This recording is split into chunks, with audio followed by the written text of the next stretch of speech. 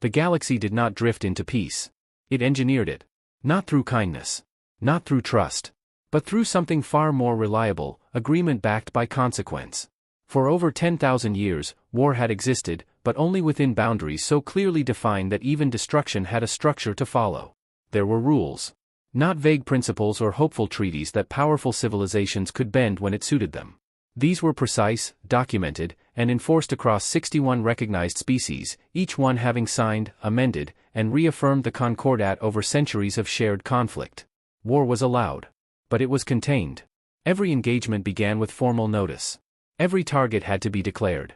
Civilian zones were mapped and registered. Evacuation corridors were required, monitored, and verified. Even the duration of a war was subject to oversight. If a conflict extended beyond its projected window, neutral observers were authorized to intervene. There was even a rule about survivors. You were required to leave some alive. Not out of mercy. Mercy had never been a stable foundation for policy. Survivors served a function. They carried memory. They transmitted consequence. They ensured that surrender came faster the next time, because someone had seen what resistance looked like and lived long enough to describe it. It made wars shorter, cleaner, efficient. And efficiency, in the long span of galactic history, had proven more valuable than victory alone. The Concordat was not perfect. No system that governed war across dozens of fundamentally different species could be. But it worked well enough that no one important had seriously challenged it in over 1,000 years. Conflicts happened. Planets changed hands. Resources were claimed, contested, and redistributed. But the shape of it all remained predictable. Understandable. Safe, in its own way. The galaxy had learned something essential: chaos was expensive. Order, even violent order, was sustainable. And so the rules held. They were studied in military academies across 30 star systems. They were encoded into fleet command protocols, diplomatic training programs, and predictive models that could estimate the outcome of a conflict before the first shot was fired. War, like everything else, had become a system. A system with inputs. With outputs. With expected behavior. There were thresholds for loss. Points at which a species would retreat. Points at which they would negotiate. Points at which they would accept terms that, in another context, might have seemed unacceptable. All of it mapped. All of it known. And because it was known, it could be managed. That was the real achievement of the Concordat. Not the prevention of war, but the domestication of it. The transformation of something wild and unpredictable into something that could be studied, anticipated, and, most importantly, limited. No one spoke about it this way publicly, but the understanding was there. War had been solved.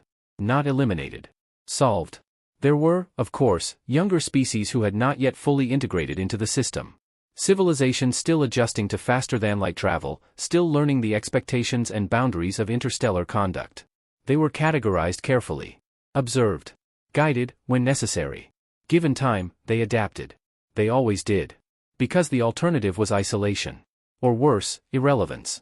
And irrelevance, in a galaxy organized around shared rules, was a kind of quiet extinction. So they learned. They adopted the language of diplomacy. The procedures of conflict. The limits that made survival possible in a crowded and interconnected universe. No species, once fully integrated, chose to abandon the system. Why would they? It worked. For 10,000 years, it had worked. That was the assumption. That was the foundation everything else rested on. That no matter how advanced a species became, no matter how powerful their fleets or how vast their territories, they would still operate within the same fundamental boundaries. Because those boundaries benefited everyone. Because those boundaries kept the galaxy from becoming something far worse than it already was. Because those boundaries were not suggestions. They were the only reason the system held together at all. And in 10,000 years of recorded history, no one had ever tested what would happen if those boundaries stopped meaning anything. If the Concordat was the system, then the Vorkai were its finest product. They had never broken a rule. Not once. In 11,000 years of recorded Concordat history, the Vorkai hegemony had participated in 19 major conflicts. They had won 16 of them outright. 2 they had lost, cleanly, decisively, and accepted the terms without delay or resistance. The 19th had ended in what official records called a mutual disengagement, though privately both sides had agreed it was better not to examine too closely how it had happened. What mattered was consistency. Predictability. The Vorkai did not improvise. They did not escalate unnecessarily. They did not allow emotion to interfere with execution. War, to them, was not an expression of anger or ideology. It was a function. A process. something to be conducted correctly. Their fleets moved with a precision that other species studied and rarely replicated. Formation patterns refined over centuries allowed them to control space engagements down to margins so small that even Concordat observers noted them as statistically negligible. Their communication systems operated in layered encryption structures that minimized delay and eliminated ambiguity. Orders were not interpreted. They were executed. On the ground, they were even more effective. HFY infantry units trained to a standard that was described in Concordat reports as remarkable in its uniformity. Every soldier understood not just their role, but the roles of the units around them. Movement was coordinated, efficient, and adaptable within predefined parameters. They did not waste effort. They did not pursue unnecessary objectives. They advanced. They secured. They held. And when the objective was achieved, they stopped. That was the part other species found difficult to understand. The stopping. Most civilizations, even within the Concordat, had some variance in behavior once a conflict tilted decisively in their favor. Some pressed harder than required. Some allowed the momentum of victory to carry them beyond the agreed limits. It was not common, but it happened often enough that the Concordat maintained oversight protocols specifically to manage it. The HFY did not need oversight. They stopped exactly where the rules said to stop. No further. No less. Their war masters were not celebrated as heroes. They were respected as professionals. Individuals who could take a set of variables, territory, resources, opposition capability, and apply the correct sequence of actions to produce a desired outcome. Their reports were models of clarity. Their casualty projections were accurate within margins that other species considered theoretical. Their engagements followed patterns that could be studied, taught, and, in some cases, anticipated. This was not because they lacked creativity. It was because they did not need it. Creativity introduced variables. Variables introduced risk. And risk, when multiplied across fleets and planets and populations, became inefficiency. The HFY had spent centuries removing inefficiency from war. What remained was something closer to engineering than conflict. Something that could be trusted to behave as expected. That trust extended beyond their own species.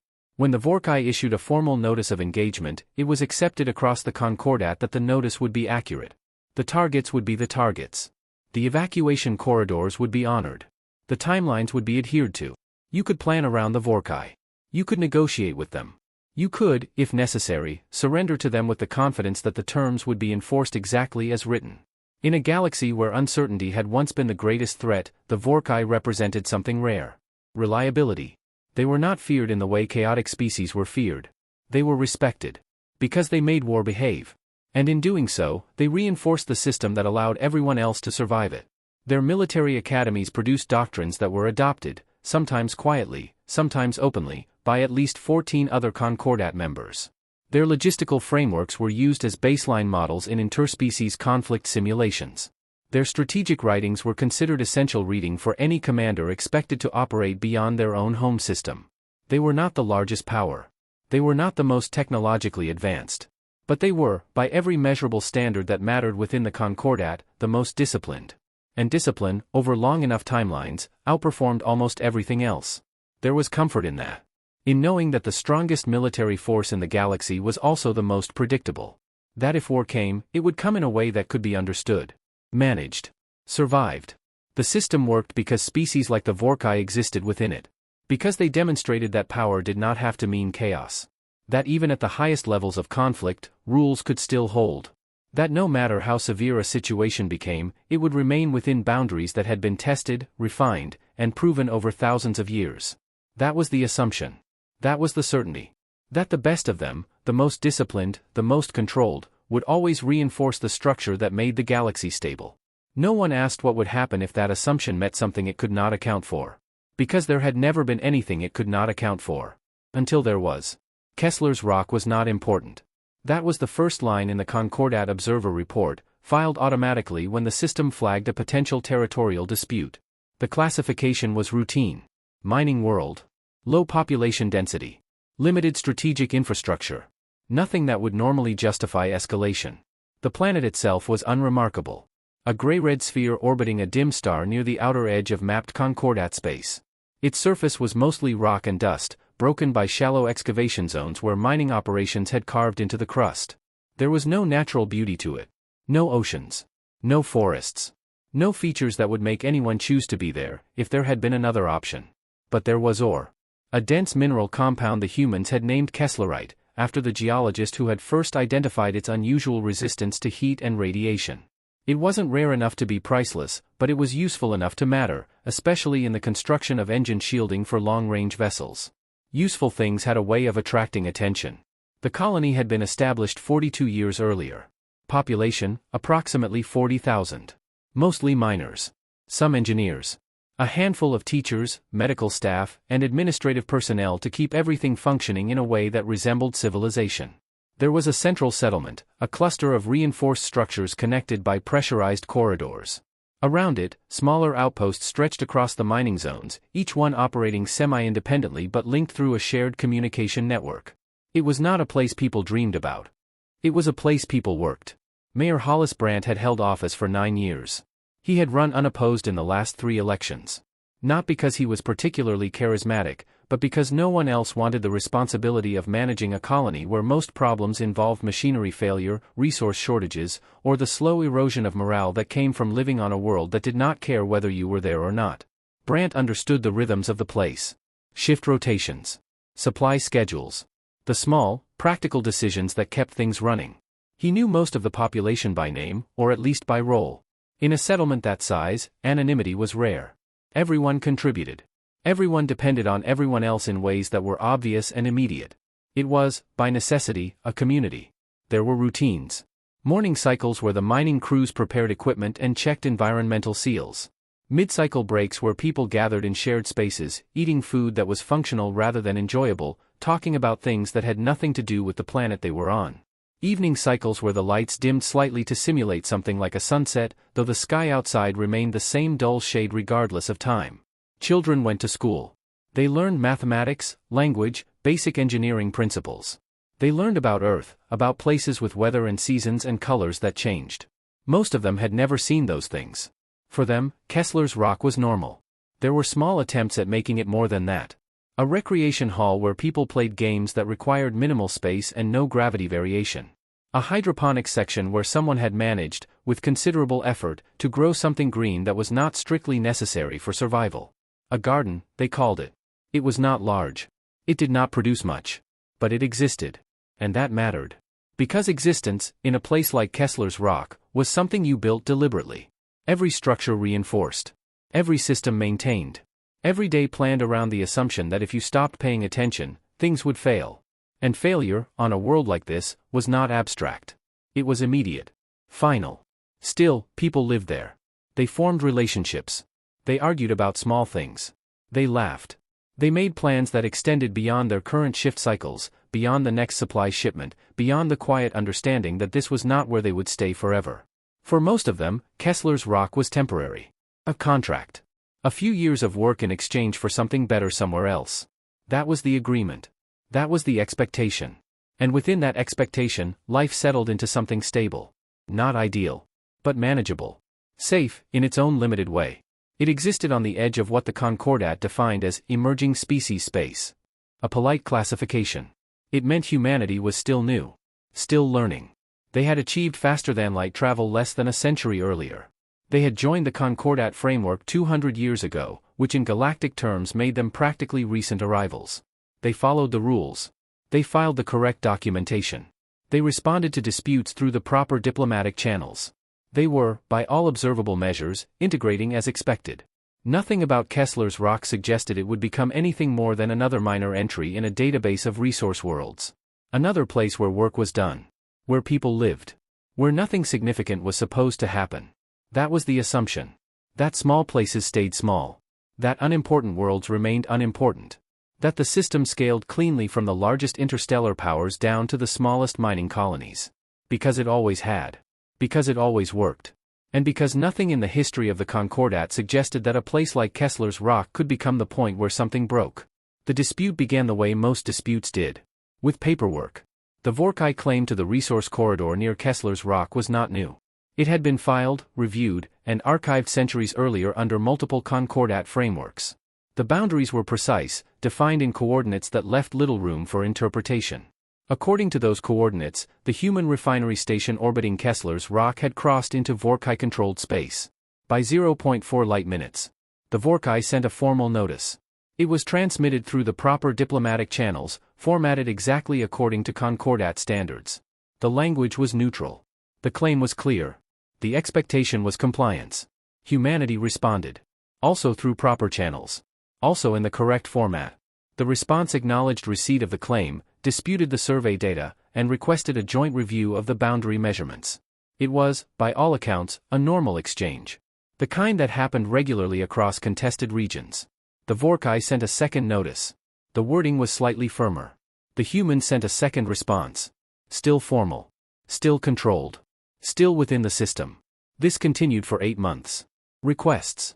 Replies. Clarifications. Delays. Nothing escalated beyond what the Concordat considered acceptable pre-conflict negotiation behavior.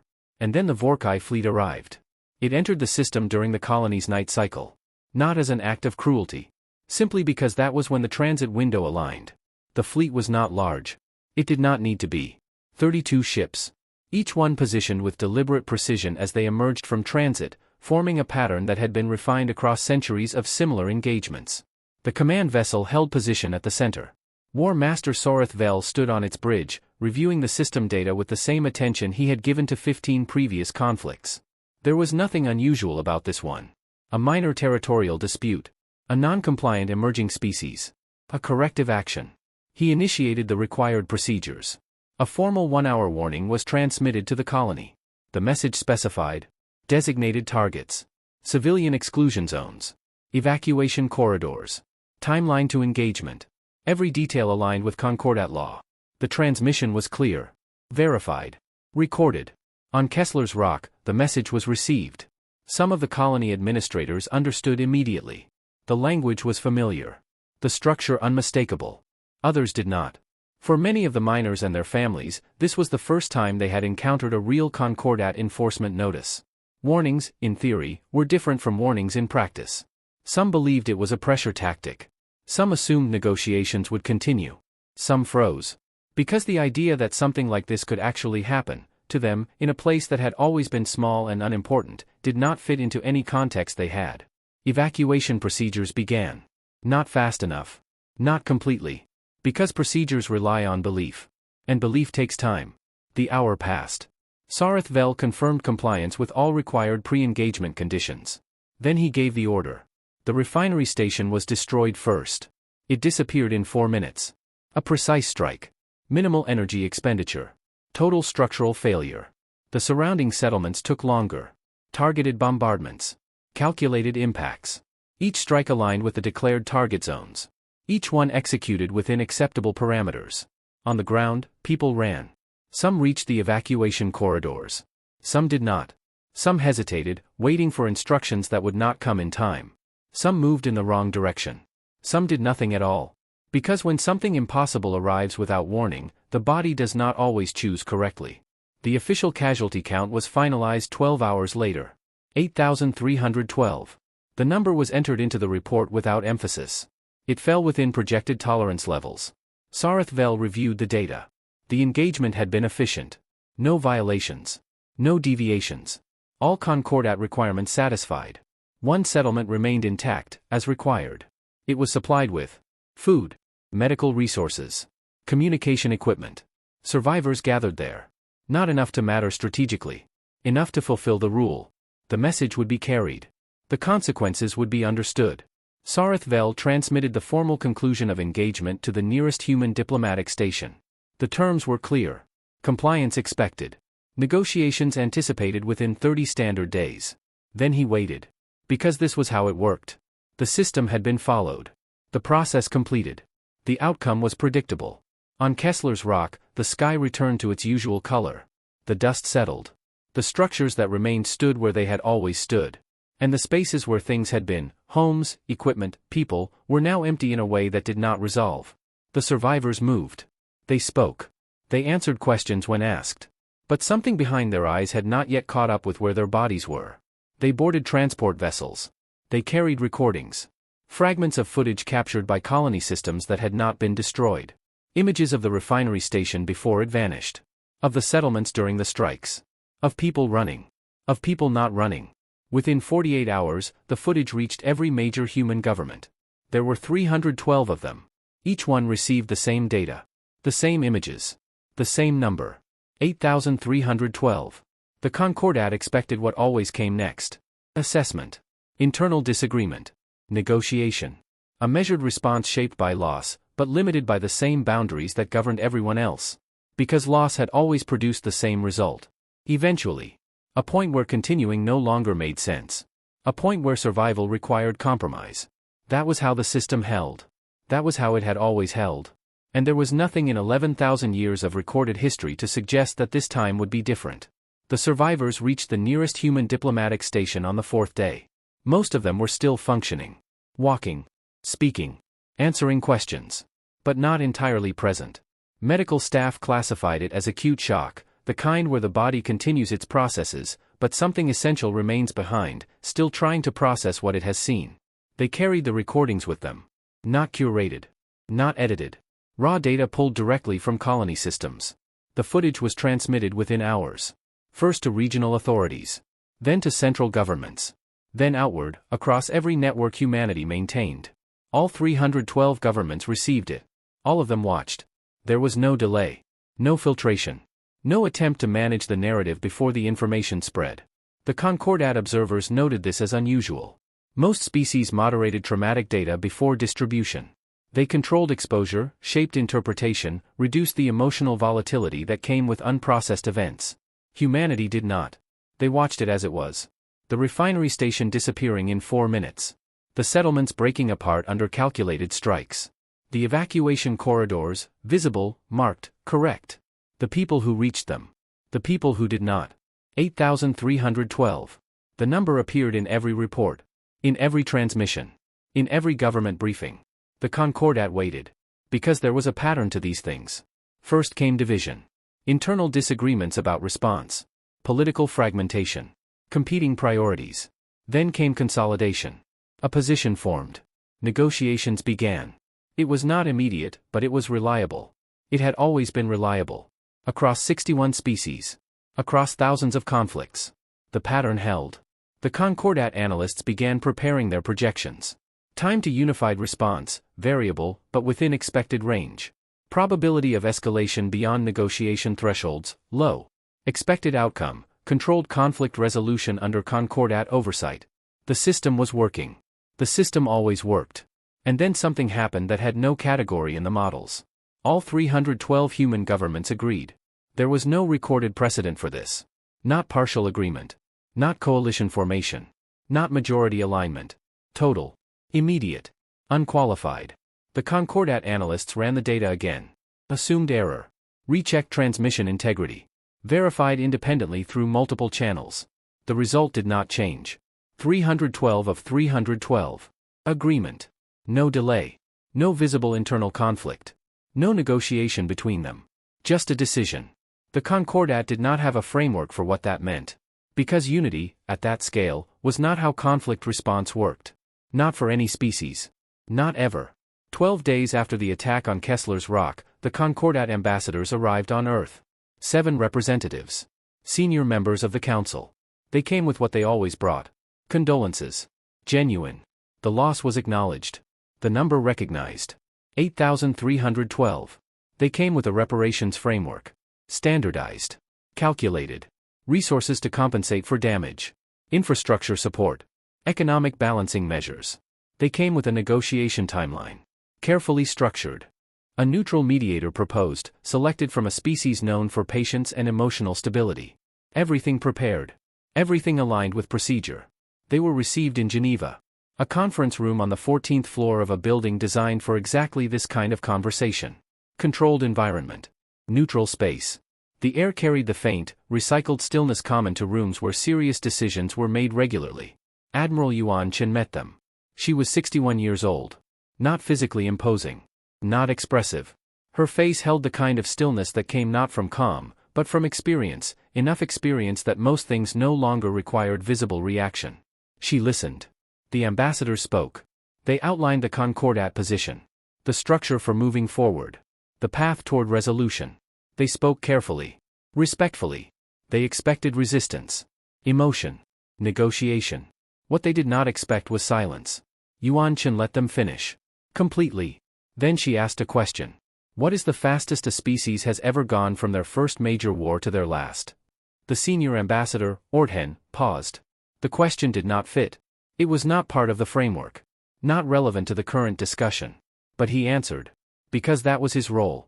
312 years, he said. The Veil conflict cycle. Yuan Chen nodded once. Thank you, she said. She looked down at the table for a moment. Then back at them. We'll need less time than that. The room changed. Not visibly. Nothing moved.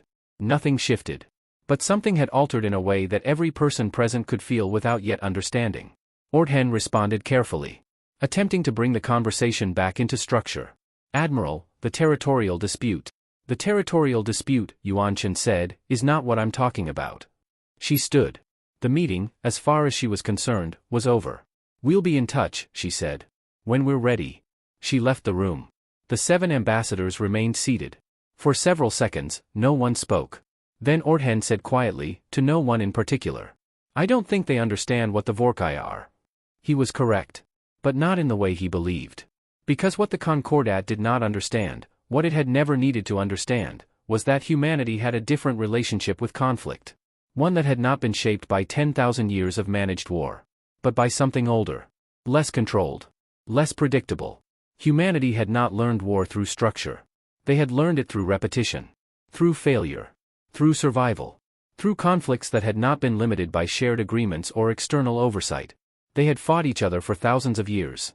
Not cleanly. Not efficiently. But persistently. And what that created was not a single doctrine. Not a unified model. But a collection of experiences layered on top of each other across generations. Every mistake remembered. Every adaptation retained. Every possible way to continue when stopping would have been easier. The Concordat expected negotiation. Because negotiation was what came next. It always had. That was the pattern. That was the system. Humanity did not follow the pattern. They did not enter negotiation. They did not slow down. They did not divide. They made a decision. And once it was made, there was no internal mechanism that required them to reconsider it. The Concordat observers updated their reports. Language adjusted. Terminology revised. But the core assessment remained uncertain. Because there was no category for a response that did not behave like a response. This was something else. Not escalation. Not retaliation. Something more complete. Something that did not leave space for the usual sequence of events. Orthen sat in the quiet conference room a while longer. Then he said, more quietly than before. I don't think they understand what they are. This time, he was wrong. Humanity understood exactly what they were doing. And that was the part the system had never been designed to handle. The first human response fleet launched 22 days after Kessler's Rock. Not from one location. From 3. The Concordat observers tracking the mobilization flagged this immediately. Standard doctrine, across every species, favored centralized deployment.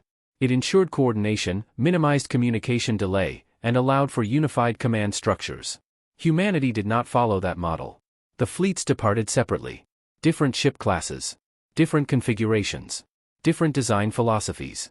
Some vessels were newly constructed, sleek, optimized, clearly built with recent technological priorities in mind. Others were older, refitted, carrying layers of modification that reflected years of incremental adaptation rather than unified design. There was no single pattern. No dominant architecture. No visual coherence that suggested a standardized doctrine. The observer report noted. Human fleet composition, unconventional. Multiple generations of ship design operating concurrently. No clear structural hierarchy. Likely inefficient. That was the first assumption. It would not hold. The fleets converged on the Kessler system along trajectories that did not align with optimal engagement models. They were faster than recommended.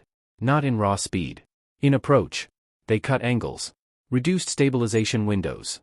Accepted margins of error that most species classified as unnecessary risk. The observers logged it. Possible navigational inefficiency. It was not inefficiency. It was intent.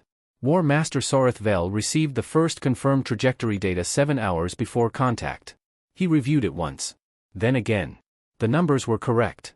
But the behavior was not. The approach vectors did not align with any established engagement pattern in his database. Not Vorkai. Not Concordat Standard. Not from any of the 15 species he had previously fought. He ran the models. Adjusted variables. Recalculated. The outputs returned consistent results. Low probability of coordinated engagement success. High casualty projection. Suboptimal positioning. The conclusions were clear. The human fleet was making mistakes. He paused. Ran the models again. The outputs did not change. But something about them felt incomplete. As if the model itself was missing a variable. He filed a preliminary note. Behavioral patterns do not match known strategic frameworks. Further observation required. The human fleet arrived. The initial engagement lasted 40 minutes. The Vorkai took orbital dominance. Cleanly. Efficiently. Their formations held. Their targeting systems operated within expected tolerances.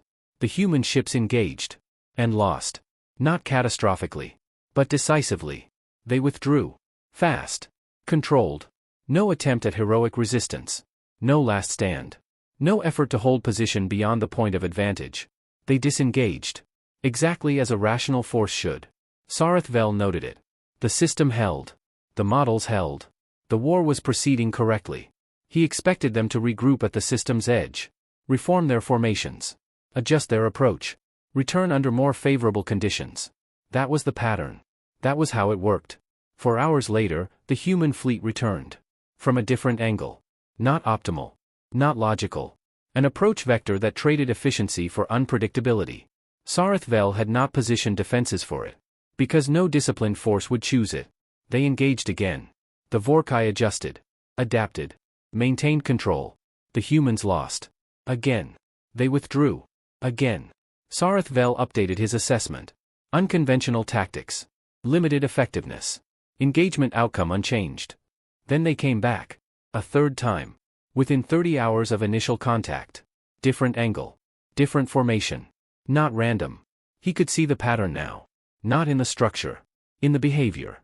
Each approach incorporated elements of the previous failure. Adjusted. Refined. Not according to doctrine. According to observation. They were learning. In real time. On the Vorkai command deck, something subtle began to shift. It was not visible in the data. Not in the casualty reports. Not in the positional maps. But Sareth Vel noticed it in his crew. A small thing. At first. Personnel glancing at sensor feeds outside their assigned responsibilities. Checking approach vectors. Monitoring space that, under normal conditions, required no attention. It was not fear. The Vorkai did not react that way. It was something else. Awareness. The kind that comes when a system stops behaving predictably. Sareth Vel said nothing. He recorded it. Filed it under observations that required time to understand. He sent a second report to command. Longer. More detailed. Containing standard metrics. But at the end, he added a paragraph. Human forces do not respond to losses within established retreat thresholds. Expected behavioral indicators, reduced engagement frequency, defensive consolidation, communication increase, are absent. Current assessment, either existing models are incomplete, or human operational framework does not include a retreat threshold. Command responded 12 hours later. Acknowledged. Continue standard engagement. Behavioral anomaly noted. Further analysis pending. Standard engagement. The instruction assumed the system still applied. Sareth Vel returned to the data. He watched the human fleet regroup again. He ran the projections. They would return. He knew that now. The models predicted it. But not how. Not from where. Not in a way that allowed him to prepare completely. That was new. On Kessler's Rock, the survivors watched the sky. Not for strategy. Not for analysis. Just to see. Darren Hollis, third cousin to the mayor, sat outside the remaining settlement each morning. He had developed the habit after the attack. Not intentionally. It had simply become something to do. To look up. To confirm that the sky was still there. That it had not changed again. When the human ships appeared, he recognized immediately that they were not Vorkai. Different shapes. Different movement. Less controlled. More varied. He stood. Watched them. Felt something shift in his chest. Not hope. Not relief. Something colder. More functional. Something that did not require belief. Only continuation. In orbit, the war did not settle. It did not stabilize into the expected rhythm of advantage and negotiation. It continued. Repeated engagements. Short intervals. Constant adjustment. The humans lost more often than they won. That was clear. The Vorkai remained superior in every measurable category. But superiority was no longer producing the expected outcome. Because the outcome depended on something that was not happening. The humans were not stopping. Not regrouping for extended periods. Not consolidating. Not waiting for better conditions. They were returning. Again. And again. Each time slightly different. Each time forcing Soreth Vel to adjust. To reconsider. To allocate attention in ways that reduced efficiency. Not enough to lose. Not yet. But enough to matter. The Concordat observers updated their models. Revised projections. Adjusted assumptions. None of it aligned cleanly. The data did not resolve into patterns that could be used predictively. Because the human approach was not built on minimizing loss. It was built on continuing despite it. That distinction did not exist in the system. There was no variable for it. No category. No threshold. Just repetition. Adaptation. Return. Soreth Vel stood on the command deck, watching the latest trajectory data populate across his displays. He did not feel uncertainty. He was not built for that. But he recognized something else. A gap. Between what his model said should happen. And what was happening. He opened a new report. He did not rush. He did not hesitate. He wrote, "Current engagement cannot be accurately predicted using existing behavioral frameworks. Recommend immediate acquisition of all available historical data on human internal conflict. Full scope. All records." He paused. Then added a final line. "Preliminary assessment, they are not optimizing for victory conditions as defined by Concordat standards." He did not yet have the correct words. But he was getting closer. Because what he was observing was not inefficiency. Not error. Not even aggression in the way the system defined it. It was something simpler. And far more difficult to model. They were not fighting to win. They were fighting to continue. And in a system built on the assumption that continuation had limits. That was a problem. The Vorkai had methods for ending wars. They had refined them over centuries. Not just through force, but through understanding. Every species had a threshold. A point where loss accumulated faster than meaning. Where continuing stopped making sense. Where fear, grief, and exhaustion aligned into something predictable. Surrender. Or negotiation. The Vorkai did not guess at these thresholds. They measured them. Tracked communication patterns. Observed behavioral shifts. Reduced resistance to data.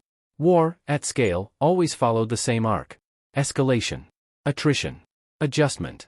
Collapse. The system depended on it. The Concordat depended on it.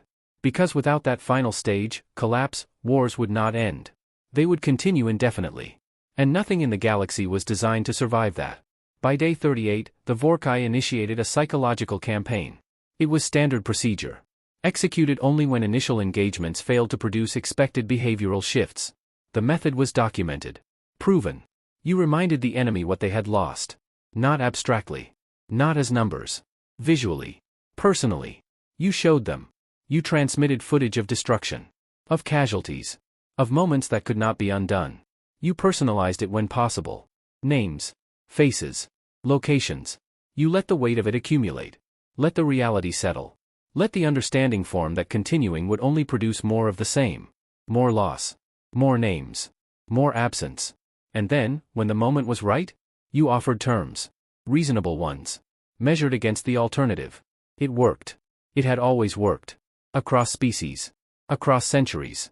Across every conflict where it had been applied correctly. The Vorkai broadcast began at 3:12 system time. It transmitted on every available frequency. To human ships. To ground units. To open channels. The footage was clear. Better than the colony recordings. Multiple angles. High resolution. The refinery station. The settlements. The evacuation corridors. The people who reached them. The people who did not. 8,312. The number appeared again. It was followed by names. Where available. Identifiers. Locations. The broadcast lasted 7 minutes. When it ended, there was silence. Soreth Vel measured it. 47 seconds. No return transmission. No immediate response. He watched the data streams. Waited for the shift. It would come. It always came. Reduction in communication traffic. Delayed response cycles. Hesitation. The first signs of collapse. Then the humans transmitted. Not a message. Not a rebuttal. The same footage. Unchanged. Every frame. Every angle. Every number. Broadcast simultaneously from every human ship. Every ground unit. Every relay channel. Not inward. Outward. Back toward the Vorkai fleet. Back toward the Concordat observer networks. Back toward open space. Where anyone listening could receive it. There was one addition. Text. 11 words. Displayed across every transmission. Clear. Untranslated. In standard Concordat language. This is why we are still here. We remember. The transmission repeated. Looped. Synchronized across all channels. No variation. No interpretation. Just repetition. The same images. The same number. 8,312. The same 11 words. On the HFY-SCI command deck, the reaction was delayed. Not because the message was unclear. Because it did not fit. The psychological framework required progression. Cause. Effect. Response. This was not a response. It was a reflection. The weapon had been returned. Unchanged. But inverted. Not used to reduce resistance. Used to justify it. Sareth Vel watched his crew. Carefully. They processed the data. Faces still. Posture unchanged. But something beneath that stillness had shifted. He had seen fear. He had seen hesitation. He knew their patterns. This was neither. This was complication. A disruption in expectation. The moment where a model fails to produce an answer. He opened a new report. The longest one he had written. It contained standard data. Casualty updates. Engagement metrics. Operational status. But the final section was different. It was not a recommendation. Not an assessment. A question. Written in the flat, neutral language of military communication. But carrying something else beneath it. What does a species do when exposure to loss increases engagement persistence rather than reducing it? He paused. Then added. Observed behavior suggests inversion of expected psychological response patterns. Loss is not functioning as deterrent variable. He transmitted it. He did not expect an answer. On the ground, the Concordat observer Sev Oren was embedded with a human unit. It was his first assignment. He had been trained to observe. To record. To avoid interpretation beyond documented parameters. His reports had been precise. Measured. Until now. Day 39. He sat with a group of human soldiers as the broadcast replayed across their comm devices. Some watched. Some did not. One soldier, Elena Vasquez, was checking her equipment. Methodically. As if the transmission were background noise. Sev Oren hesitated. Then asked. Isn't it difficult to see that again? Elena did not look up. Yes, she said. She continued checking her equipment. No change in pace. No visible hesitation. Sev Oren recorded the exchange. Exactly as it occurred. But he underlined it. Which was not part of his training. He added a note. Not part of standard format. Human subjects acknowledge emotional impact without behavioral alteration. No observable correlation between distress indicators and operational capacity. He stopped. Looked at the words. Added one more line. Unclear how to model this. The Concordat analysts received the reports. They flagged them. Reviewed the data. Ran simulations. Adjusted variables. The models did not stabilize. Because the models required a constant. A relationship between loss and cessation. A point where continuation became unsustainable. That point was not appearing. The humans had passed their projected threshold. Days ago. Then weeks. The projection extended. Adjusted. Failed again. Sareth Vel stood on the command deck.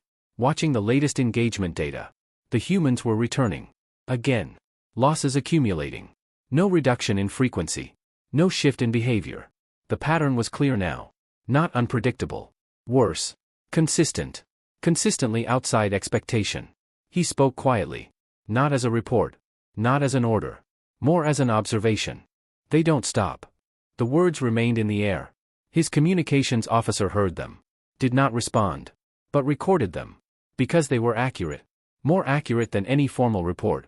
The system had always depended on a single assumption. That every species, eventually, would reach a point where continuing was no longer possible. Where loss forced change. Where war moved toward ending. Humanity had reached that point. And continued. The Concordat did not have a model for that. Because if continuation had no limit, then neither did war. There were rules written in the Concordat. And then there were rules that didn't need to be written. Because everyone understood them. Because they had never been broken. In 11,000 years of recorded conflict, wars had followed a shape. They happened at the edges. In contested corridors. Around resource routes. On disputed moons and mining worlds. Places where loss could be measured. Contained. Where damage, even at scale, did not reach the center of a civilization. You fought where war was supposed to happen. You did not take it home. The HFY-SCI had never needed to defend their interior worlds. Not because they were weak. Because no one had ever tried. There was an understanding. Shared. Unspoken. Absolute. That some lines, once crossed, changed everything. And no species had been willing to find out what happened on the other side of that change. The Concordat had reinforced this understanding. Not formally. Not through law. But through expectation. Through precedent. Through the quiet pressure of a system that worked because everyone chose to stay within it. Even in the worst conflicts. Even in wars that lasted decades. The boundary held. It always held. Humanity had received 3 separate communications. Formal. Measured. Increasingly direct. Each one reminding them of escalation thresholds. Of established precedent. Of the importance of maintaining the shape of war. The language was careful. Diplomatic. Words like norms. Frameworks. Collective stability. Yuan Chen had read each one. Acknowledged each one. Filed them. On the 43rd day of the war, she gave the order. It was delivered the same way she delivered everything. Without emphasis. Without explanation. 8 words. Take us to the Vorkai interior. All wings.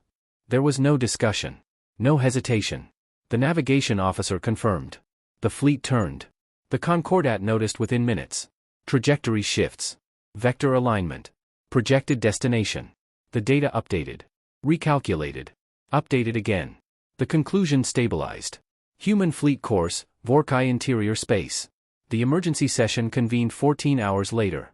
The fastest in Concordat history. Every seat filled.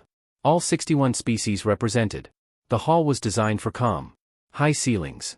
Soft light. Controlled acoustics. None of it mattered. Orthen stood at the central podium.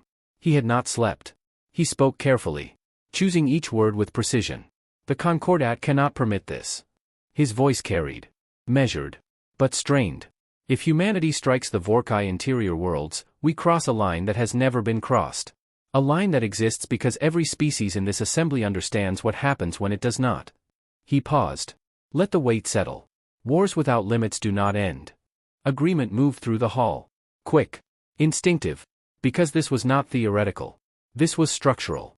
The system depended on that line. A transmission was sent. Immediate. Direct. To every human command channel. To Admiral Yuan Chen. It cited 3 articles of the Concordat Charter. Requested immediate stand-down. Offered mediation. Reiterated consequences. The language was perfect. It always was. Yuan Chen received it on the bridge. Read it once. Handed it to her communications officer. Log it, she said. Response, the officer asked. She looked at the forward display. At the stars ahead. At the path already chosen. Acknowledged, she said. That's the response.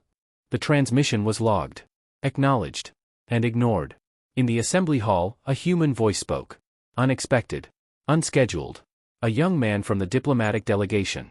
Not a representative. Not authorized. He stood anyway. Hands unsteady. Voice less so. We didn't start this. The room turned. He continued. We asked to negotiate for 8 months. We followed the procedures. And then they came to our world. He stopped. Swallowed. They told us where we could run. And they killed the people who didn't run fast enough. Silence. Heavy. He sat down. Finished. Orthen looked at him. For a long moment. Then said quietly. I know. That was the problem. Everyone knew. The Vorkai had followed every rule. Every procedure. Every requirement. And 8,312 people were still dead. Sareth Vel received the update in the standard communication cycle. He read it. Once. Twice. He did not move for several seconds. His communications officer would later record it as the only time he had ever seen the War Master hesitate. Not from fear. From calculation. A problem without a solution. Then he began issuing orders. Rapid. Precise. Defensive repositioning. Recall of forward units. Resource redistribution. The system responding. Trying to adapt. He sent a report. Short. Direct. They are coming here. No elaboration. None required. Command responded. 6 hours later. Confirmed. Prepare defensive formations. Diplomatic contact authorized. Diplomatic contact. The phrase held weight. The Vorkai did not request negotiations. They offered them. From strength. From control. This was different. The human fleet crossed into Vorkai interior space on a Tuesday. The detail was noted in human logs. Not in Vorkai records. Not in Concordat archives. Only by the species that counted time that way. From the outside, it looked like movement. Ships crossing a boundary. A line that existed everywhere and nowhere at once. From the inside, it felt different.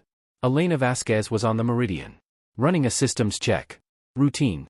Necessary. The ship moved. The data updated. A technician nearby said quietly, "We're in their space now." She didn't stop working. "I know," she said. A pause. "Does it feel strange?" She considered the question. Briefly. "Everything feels strange now," she said. Then added, "I stopped using that as a reason to stop moving." The fleet continued. No deviation. No hesitation. The Concordat models updated. Ran projections. Calculated outcomes. They did not converge. Because there was no data set for this. No precedent. No pattern. For 11,000 years, war had been something that could be contained. Managed. Understood. Now, for the first time, it wasn't. The line had been crossed. Not by accident. Not by escalation. By decision. And once crossed, there was no system in place to pull it back. The war did not end when the line was crossed. It became something else. From a distance, from Concordat observation posts, from diplomatic feeds, from the clean abstraction of data, it still looked like a conflict. Ships moved. Positions shifted. Territory changed hands. Numbers updated. Losses accumulated. But distance simplified things. Turned them into patterns. Graphs. Something that could be studied without being felt. Up close, it was different. On Kessler's Rock, the ground campaign had settled into something quieter. Not peaceful. Just less immediate. The front lines had moved. The fighting had shifted elsewhere. What remained were the structures that had not been destroyed. And the spaces where things had been. Reconstruction began almost immediately. Not because people were ready. Because there was no alternative. Shelters reinforced. Systems repaired. Supply lines re-established. The work was constant. Practical. Necessary. Darren Hollis still sat outside each morning. Looking at the sky. The ships came and went now. Human ships. Familiar shapes. Familiar movement. The sky had changed. But he had stopped reacting to it. Reaction required energy. Energy was limited. The survivors moved through their days. Functioning. Working. Speaking when required. There were medical teams. Psychological assessments. Support systems. All of it structured. All of it correct. None of it sufficient. Because there was no procedure for what had happened. Not really. There were terms. Acute trauma. Displacement. Loss. But terms did not contain the experience. They described it. At a distance. On other worlds, far from the front, life continued. Factories adjusted production. Civilian industries shifted toward military supply. Schedules changed. Resources redirected. The war reached them as numbers. Requests. Absences. Families learned to read silence. Messages that did not arrive. Updates that stopped. Names that appeared in lists. There were no announcements. No ceremonies for most of it. Just quiet adjustments. Spaces at tables that remained empty. Conversations that changed shape to avoid certain topics. People learning, gradually, how to exist around something that did not resolve. The Concordat analysts tracked the numbers. They always did. Human casualties passed the projected culmination point on day 43. The threshold where, according to every model, continuation became unsustainable. Where loss forced change. Where systems failed. Where war ended. The models updated. Extended the projection. 30 more days. Then collapse. 30 days passed. The war continued. The models adjusted again. New variables. New assumptions. Different thresholds. The outcome did not change.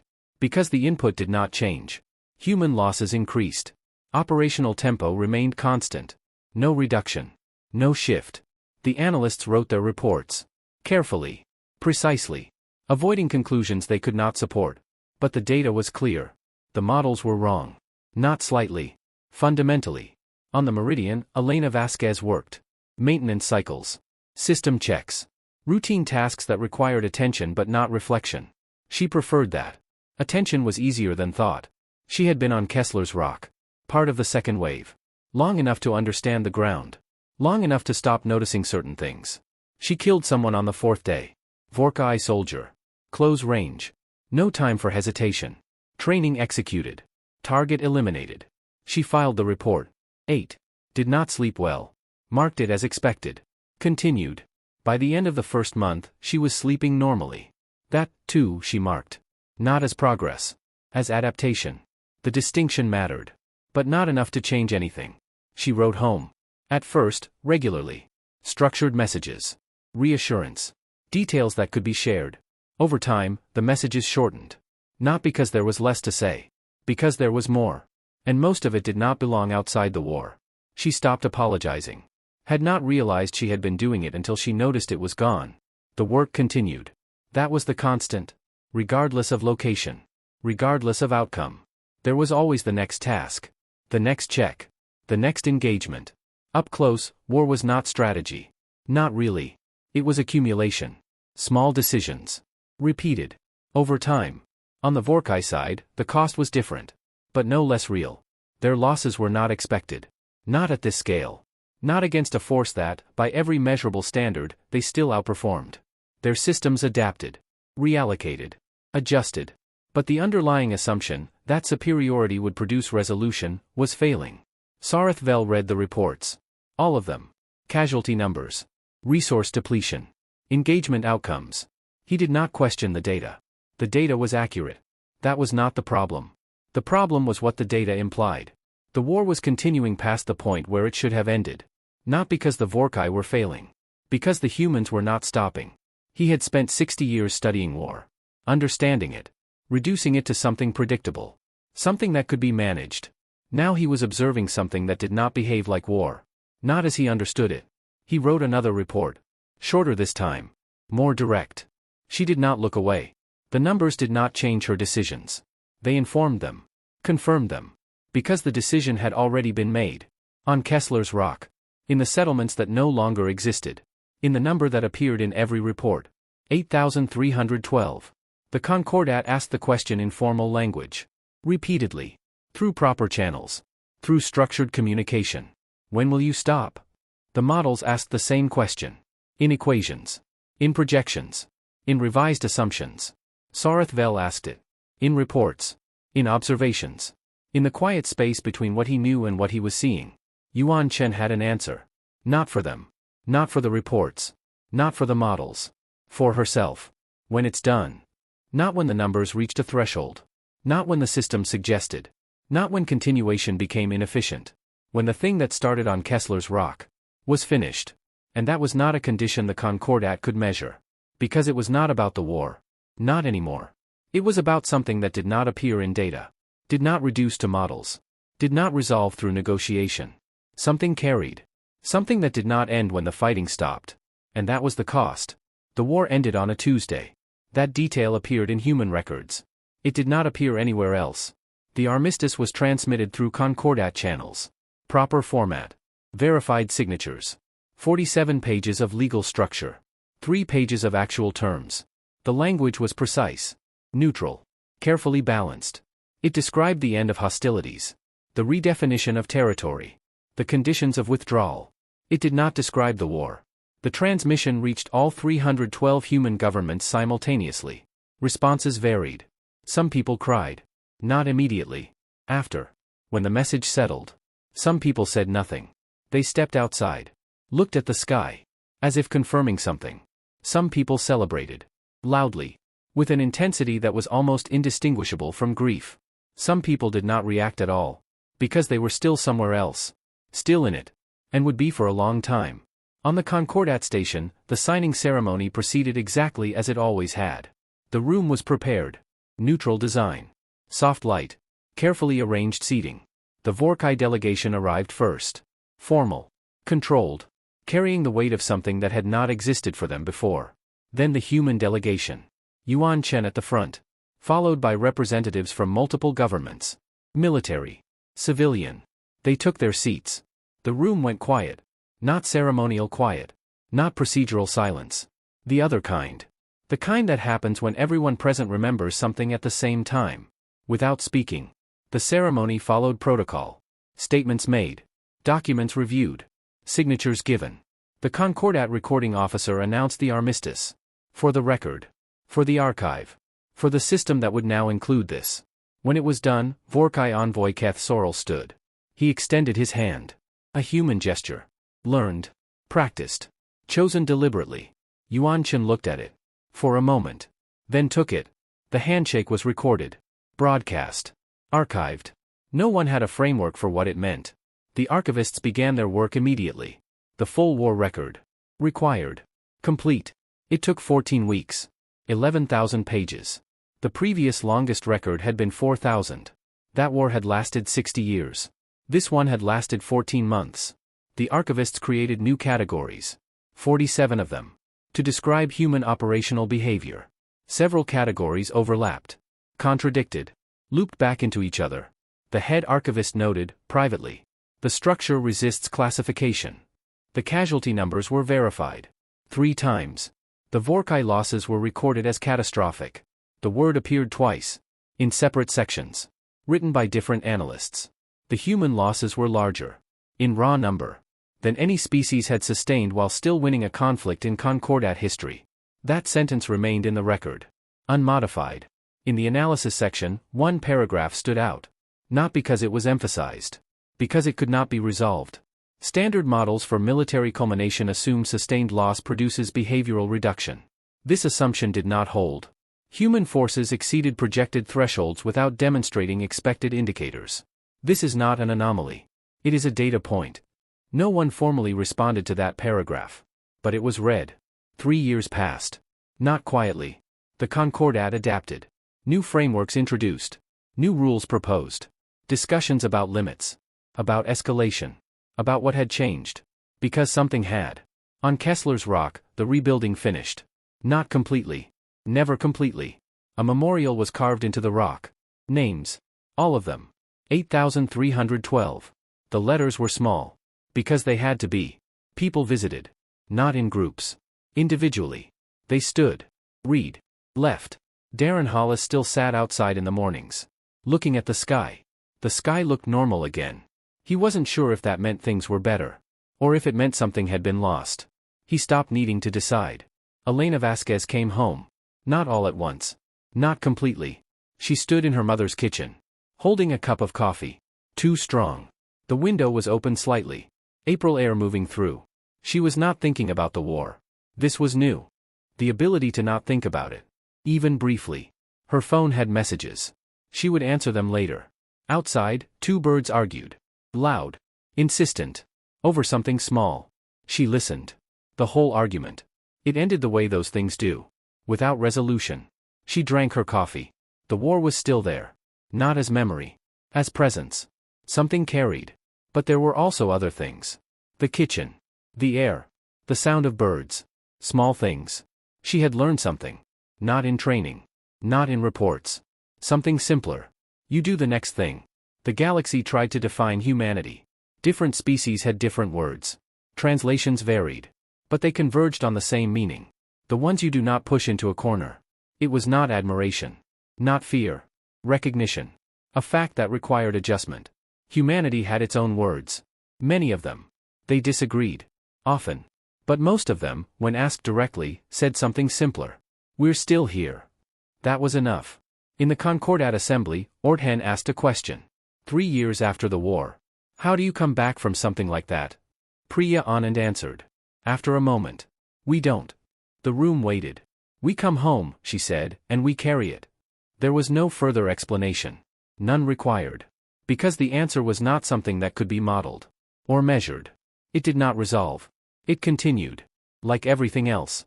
The Concordat adjusted its rules. Revised its assumptions. Expanded its frameworks. But there was one thing it could not change. The understanding. That the system had limits. And that somewhere beyond those limits. There was something else. Something that did not stop. Not because it couldn't. Because it chose not to. And that choice, more than the war, was what had changed the galaxy. Human forces have exceeded projected culmination thresholds by significant margins without operational degradation consistent with established models. He paused. Then added. Recommendation, revise assumption that continuation is loss limited. He did not include anything else. There was nothing else to include. Because what he was describing did not fit into the language available to him. On Earth, and across human-controlled systems, the war existed in fragments. Broadcasts. Updates. Partial information. People continued their lives. Because they had to. Work. School. Daily routines. But the war was present. In the background. Constant. Children grew up with it. Not as an event. As a condition. A generation learning that the world included this. Always. Birth rates dropped. Slightly. Measurably. No announcement marked the change. No explanation accompanied it. It was just there. In the data. Yuan Chen reviewed the numbers each morning. With her coffee. Human losses. Vorkai losses. Territory shifts. Resource status.